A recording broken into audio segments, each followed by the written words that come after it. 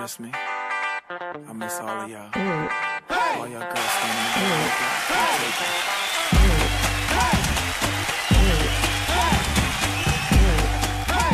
Alors on va éviter les jugements définitifs avec Kostas Mitroglou, mais quand même, et si le grec n'avait pas changé, s'il n'avait pas été métamorphosé, s'il ne s'était pas enfin soigné? Un but 30 secondes après son entrée en jeu, et puis deux autres occasions où on voit vraiment le sens du but, même s'il n'y a pas eu la réussite. Voilà, c'est un nouveau Kostas Mitroglou, en tout cas là pour ce match, ça permet d'avoir 3 points.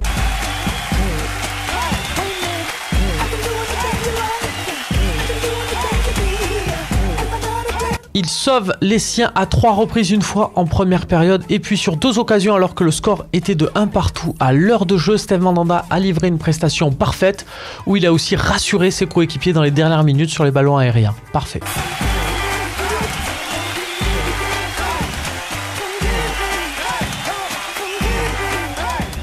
Alors c'est toujours pareil avec Lucas Ocampos, il y a un moment où il se prend pour un vrai footballeur argentin bien technique et qu'il tente des choses qu'il n'y a que lui qui comprend. Ça, c'est 5% de son jeu, le reste, 95%, c'est de la sueur, de l'abnégation et c'est bien utile à l'Olympique de Marseille, non seulement pour ouvrir le score, mais là dans l'enchaînement de ces matchs, on voit que lui, il pourrait jouer tous les jours, ça serait toujours pas un problème.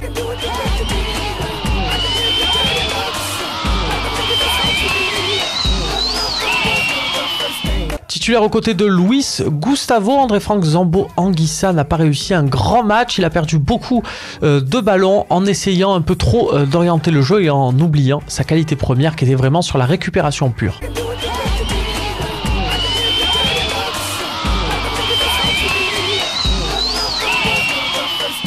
Match compliqué pour Valère Germain qui a 3 occasions à son actif mais 0 but. Alors autant sur la première on retient quand même avant tout le beau geste, autant sur les 2 suivantes il doit marquer. Ça commence à faire beaucoup et on sait que pour un attaquant on est toujours jugé à son efficacité.